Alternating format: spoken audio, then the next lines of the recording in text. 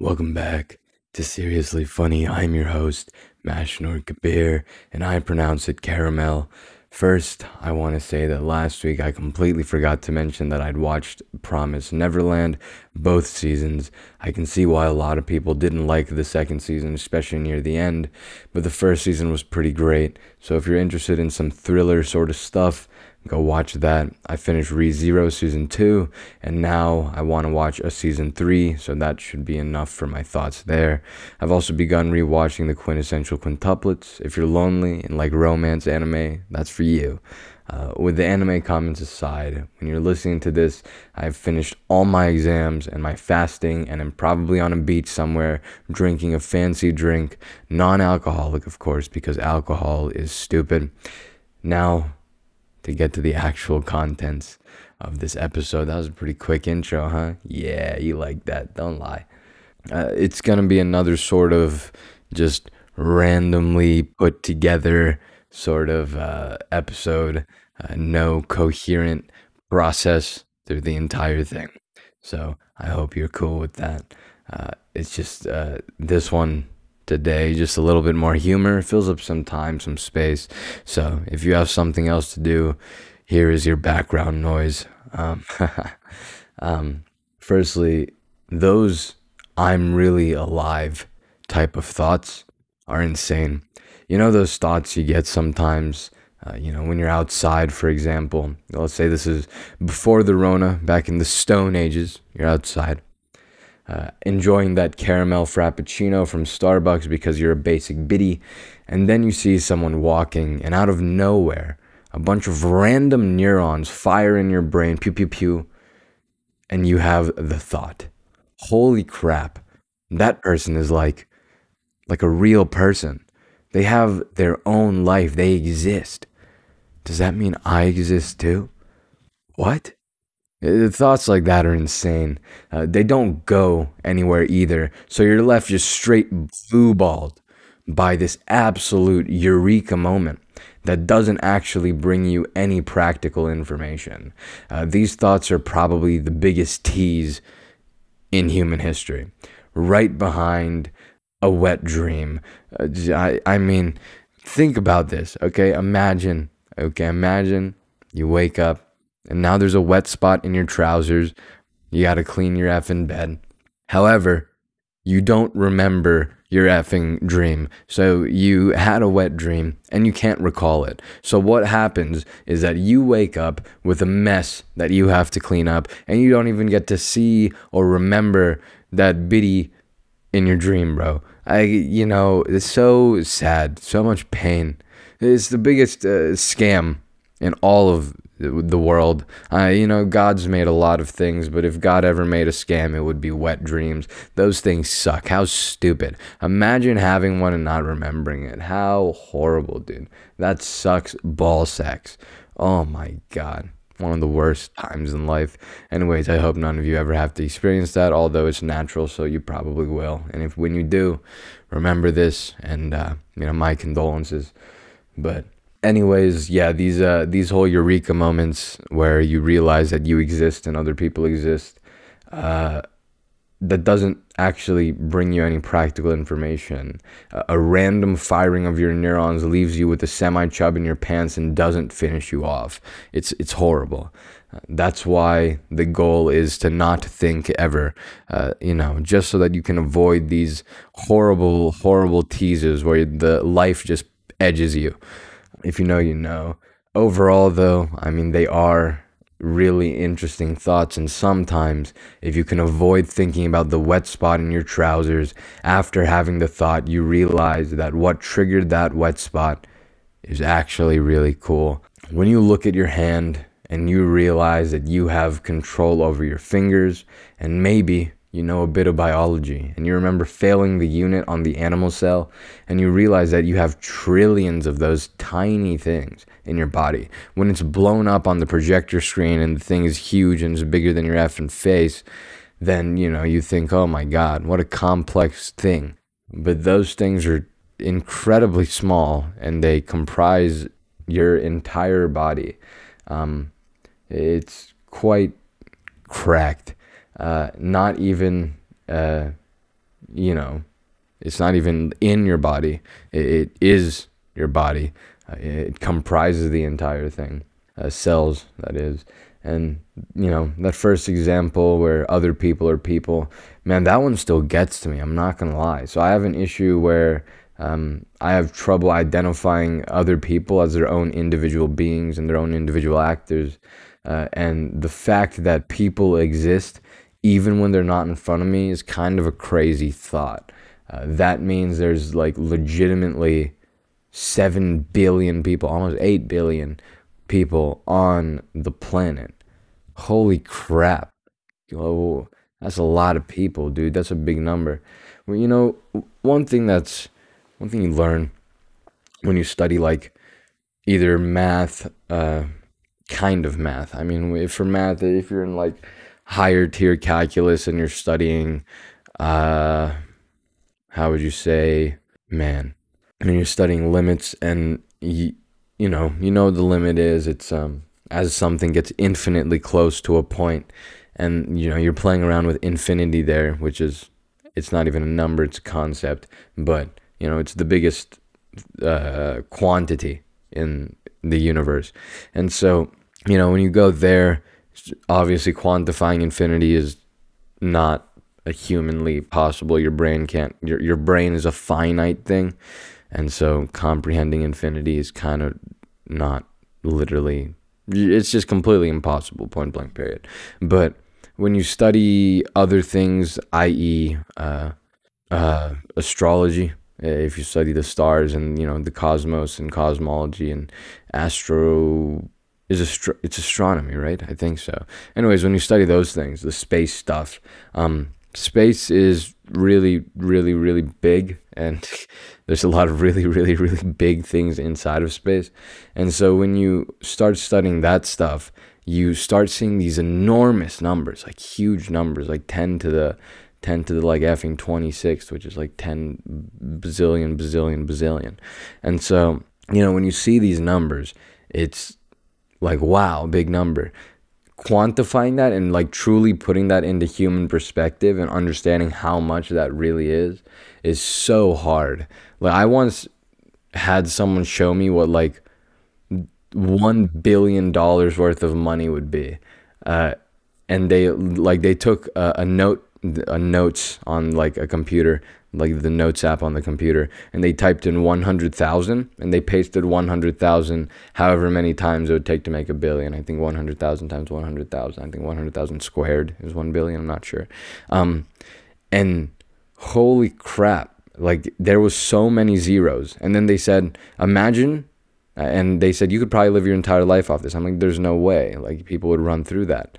And then they said, well, let's say that we spend $100,000 a month. That's a lot of money. And then he started deleting zeros slowly. Like, he started deleting like 100,000 every like a few times over, and we weren't even close to getting to the end of the sequence. And man, even 1 billion is such an enormous number. When you start looking at numbers and when you start, studying different things that involve bigger numbers, the human brain and comprehending that is so challenging and tough. And I don't know, it gets pretty effing amazing and confusing and trippy and terrifying, but all those things, they happen. What are you going to do? Anyways, that leads us into science. Scientists are weirdos. That's the next point. I've been reading a lot of research papers for the sleep stuff. I've been on hiatus because school hates me and my dreams of being a sleep prophet. But I was reading a ton of research papers back when I was doing that a few weeks ago. As I was doing that, I also learned more and more about just research in general. And I've learned a little about statistics in order to try to interpret a lot of the facts and figures that are in the papers that I read. One thing that I learned as well is that scientists are really strange. I say strange, but I read a lot of books. I read a lot of books before I started reading tons of research papers. And the rhetoric used in both of these mediums are so extremely different. The books written by, doctors, professionals, experts, and authors, nonfiction books, of course. These are marvelous works that are the author, writing down their experience in a field, valuable information they want to share for whatever reason they're writing the book for. It's a letter to the reader. It's personal. It may be nonfiction and stale. Sometimes it's very dense.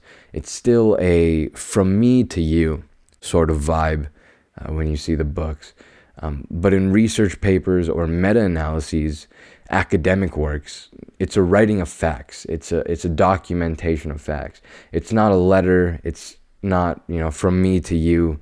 It's a simple statement of this is. It's impersonal. It's not meant to be captivating, and that's really cool. It's like reading a different language. It's like reading a different sort of thing, because when you go through English class and you have to write this and that, and you have to write narratives and stories, and your rhetoric is so different than what is used in the field of science. And one of the things that's been tossed around a lot, especially over the pandemic, is the idea of credibility. Who's credible? What's credible? I learned a lot about credibility, reading a bunch of research papers. One thing people don't realize is that studies very, very rarely make any major claims. Out of near, if not over 100 research papers that I read for sleep, only one of them even alluded to a plausible causal relationship between sleep deprivation and Alzheimer's. And that claim was a possible causal relationship. It wasn't like this big claim either. And this was also based on hundreds of other studies that made correlative conclusions between the two.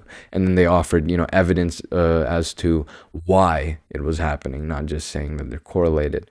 But they were saying, they were giving reasons as to why it was likely happening. Beta amyloid buildup in the brain, just a little teaser.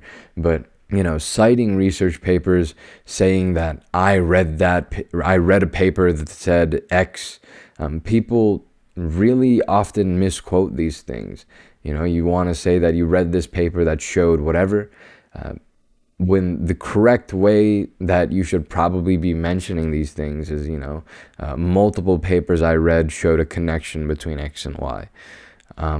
And then describe why that connection is, happening. Why, what's the scientist's hypothesis or understanding of it?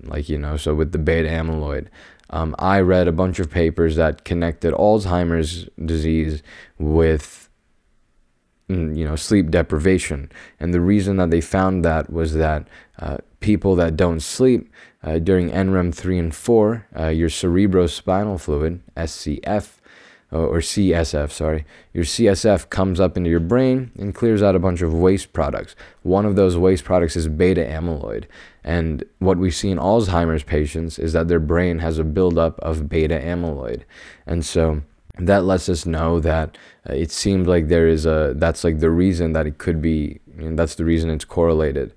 And that's the reason it could plausibly be a causal relationship, if not semi-causal, meaning it's a very large factor, but it's not the only one, which is probably the case. Overall, that research paper showed X versus I saw a connection, or they seem to allude to a connection between X and Y.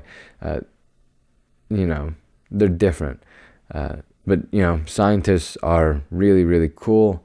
And when you read abstracts, discussions, or conclusions, you'll likely see skeptical rhetoric when describing results from the scientists, and that's a good thing, not a bad thing. They'll say, well, we found this, but it should probably be studied more, and here's what we were missing, and here's something that's really interesting that we didn't think about. That's something that you should also keep in mind until you read a ton of different papers.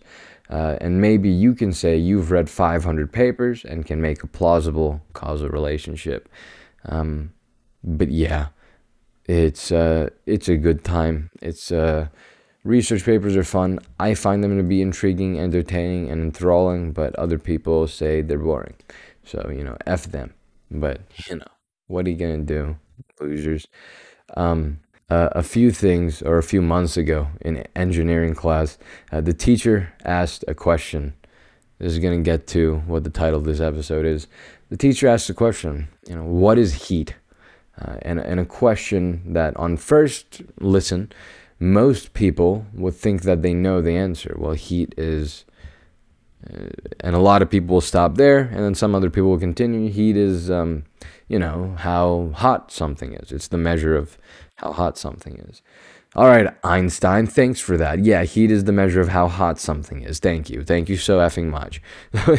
But where does that heat, where does it come from exactly? What is exactly hot? What is exactly cold? Like, what do those mean legitimately, on a physics standpoint, like on the atomic slash whatever level it might be. Maybe it's subatomic, who knows? Anyways, at the time when I got this question, or I saw this question, I didn't know the scientific, professionally Googled answer. I didn't Google it. I don't know if I've ever read the thing. Maybe I have somewhere, but I didn't think I did. But I thought, this is kind of like, these were my thoughts.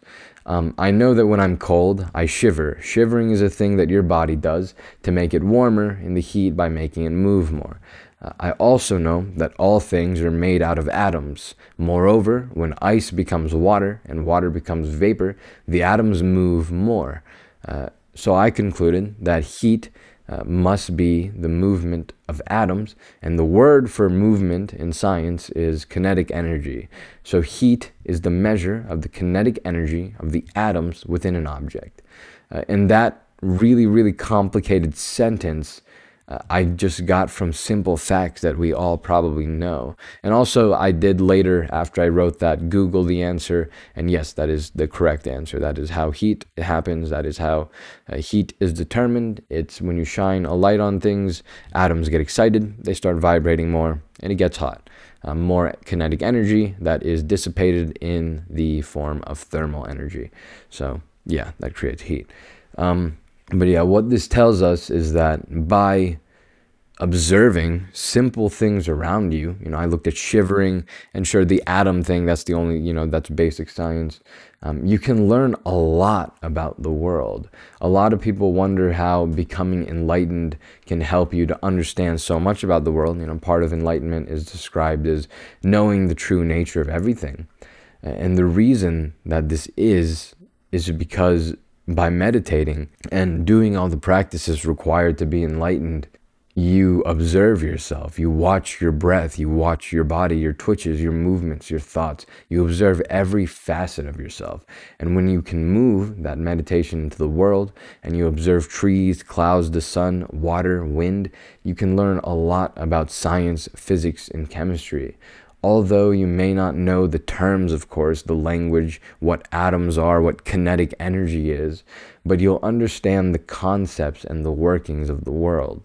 The moral of the story is that meditation is OP. Meditate and look at yourself. So that'll help you understand the world, and that'll help you get an A in science class. I do not guarantee that whatsoever. I don't have an A in science class either. But yeah, that's something really cool that I found. You figure out a lot about life, science, the world, just by meditation and just by sitting there. It's really, really surprising. You're sitting there with your eyes effing closed, and you're literally thinking about nothing.